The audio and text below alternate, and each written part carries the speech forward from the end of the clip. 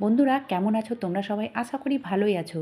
আজ আমি ৮টি কিচেন টিপস শেয়ার করব, যেটা জানার পরে বা দেখার পরে তোমাদের কাজ অবশ্যই সহজ হয়ে যাবে। আমি সুনিতা, আমার চ্যানেলে তোমাদের সকলকে স্বাগত জানাই। চলো তাহলে দেরি না করে ভিডিওটি শুরু করা যাক। তো প্রথম টিপস হবে, এই নান রুটি বা নানপুরির আটা যখন আমরা মাখি, তো যে যে জিনিসগুলো এতে মিক্স করা হয় তার মধ্যে একটা হচ্ছে ইস্ট। তো ইস্ট দেওয়ার পদ্ধতিটা যদি আমরা ভালোভাবে জেনে নিই, তাহলে নান রুটির আটাটা কিন্তু পারফেক্ট তৈরি হবে। যেমন ধরো, আমি এই ইস্টটাকে 10 মিনিট আগে মানে কুসুম গরম জলে ভিজিয়ে রেখেছিলাম। তো এইভাবে যদি আমি এই আটার মধ্যে এটা মিক্স করি, ময়দার মধ্যে মিক্স করি, তাহলে কিন্তু আটাটা মানে মানে মাখাটা পারফেক্ট হবে, খুব ভালো হবে। তো অনেক রকমভাবে এটা ব্যবহার করা যায়। যেমন ধরো, আটাটা মাখছি তো শুকনো ইস্ট এখানে মিক্স করতে পারো, কিন্তু অনেক সময় কী হয়, ইস্ট ভালো না হওয়ার কারণে মানে আটাটা ভালোভাবে ফুলে ওঠে না। সেই জন্য ইস্টটাকে যদি 10 মিনিট আগে কুসুম গরম জলে হোক কিংবা দুধে হোক যদি ভিজিয়ে রাখা হয়, তাহলে আটাটা কিন্তু পারফেক্ট হবে। আর এই আটা মাখার পরে আধ ঘন্টা কিংবা 1 ঘন্টার জন্য অবশ্যই একটা নরম কাপড় দিয়ে মানে ঢেকে রাখতে হবে। তারপরে মানে ওই আটার রুটি করো বা পুরি করো, ভীষণই মজাদার হয় বা ভালো হয়। মানে অনেকটাই নরম তুলতুলে হবে এই নান রুটি বা নান পুরি। তোমরা এইভাবে করতে পারো, মানে ইস্টটাকে 10 মিনিট আগে ভিজিয়ে নিতে পারো।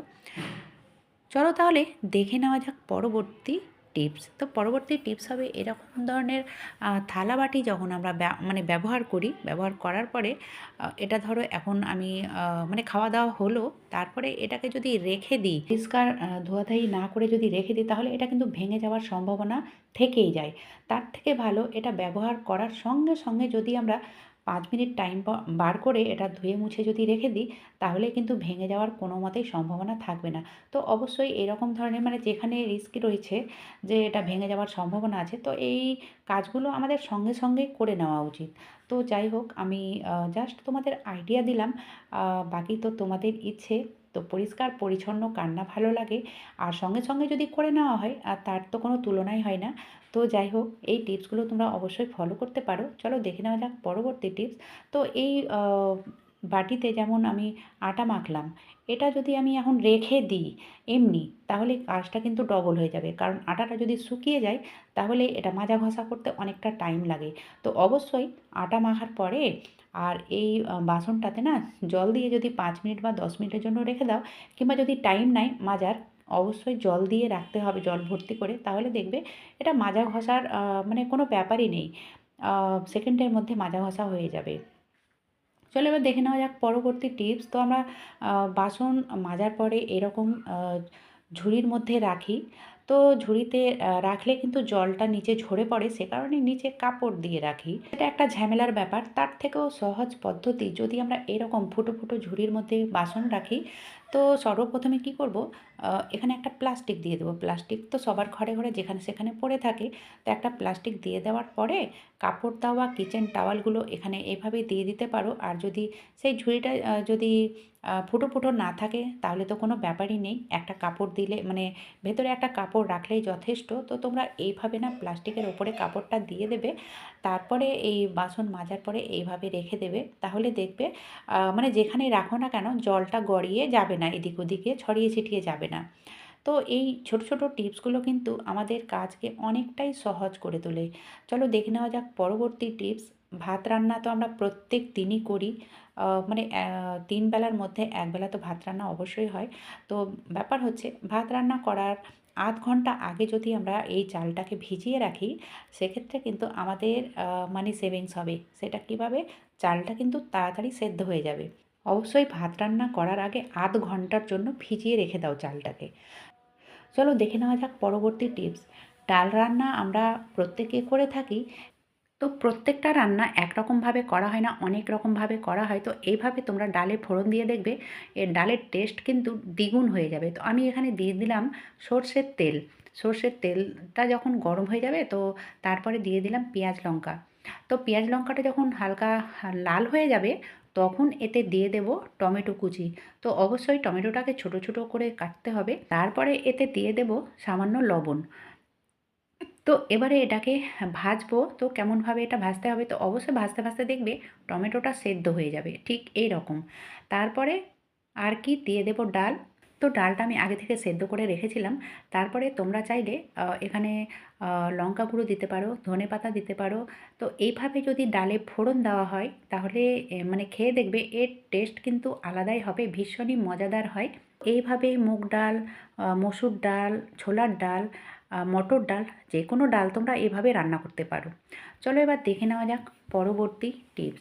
তো পরবর্তী টিপস হবে, আপেলটাকে আমি সেদ্ধ করব, তার জন্য গ্যাস জ্বালাতে হবে না। তো গ্যাস জ্বালাতে হবে না, আবার আপেলটাকে সেদ্ধ করব, এটা কিভাবে হয়? অবশ্যই হবে। তার জন্য তোমরা পুরো ভিডিওটা দেখতে থাকো। তো সর্বপ্রথমে আমি এই আপেলটাকে ছিলে আর ছোট ছোট টুকরো করে কাট করেছি। তারপরে একটা বাটিতে নিয়ে নিলাম। এটাতে জল দেওয়ার কোনো প্রয়োজন নেই। তারপরে ওই যে ডালটা আমি সেদ্ধ করব, তো ডালটা যখন সেদ্ধ করবই তাতে আমি মানে এই কুকারেই আমি এই অ্যাপেলটাকে দিয়ে দিলাম বাটিটাকে। তো অবশ্যই এটাকে ঢেকে দিতে হবে। তো তোমরা চাইলে টিফিন বাটির তেও ব্যবহার করতে পারো, মানে টিফিন বাটির মধ্যেও দিতে পারো, বাটিতে দিলেও কোনো সমস্যা নেই। তো যাই হোক, এটা ডাল যতক্ষণ সেদ্ধ হবে ততক্ষণ কিন্তু আপেলটাও সেদ্ধ হয়ে যাবে। তো আমি দেখাচ্ছি তোমাদের যে কিভাবে এটা সেদ্ধ হয়েছে। ডালটা তো অবশ্যই সেদ্ধ হয়ে গেছে, তোমরা দেখে বুঝতে পারছো। আর আপেলটা তো ভীষণই ভালোভাবে সেদ্ধ হয়েছে। তার জন্য দেখো আলাদা করে গ্যাস জ্বালাতে হলো না।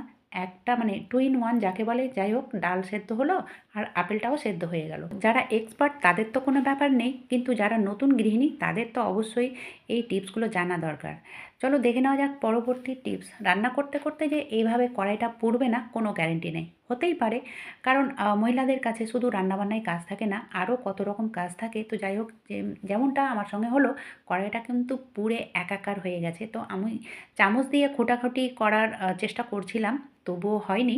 তো বন্ধুরা, আমি এখানে দিলাম টুথপেস্ট। তো টুথপেস্ট কোন টুথপেস্ট দিতে হবে? কোলগেট। তো অবশ্যই কোলগেটের ব্যবহার করতে হবে। তারপরে দেখো আমি নিয়েছি একটা ওষুধের এরকম চোকা, ঠিক আছে?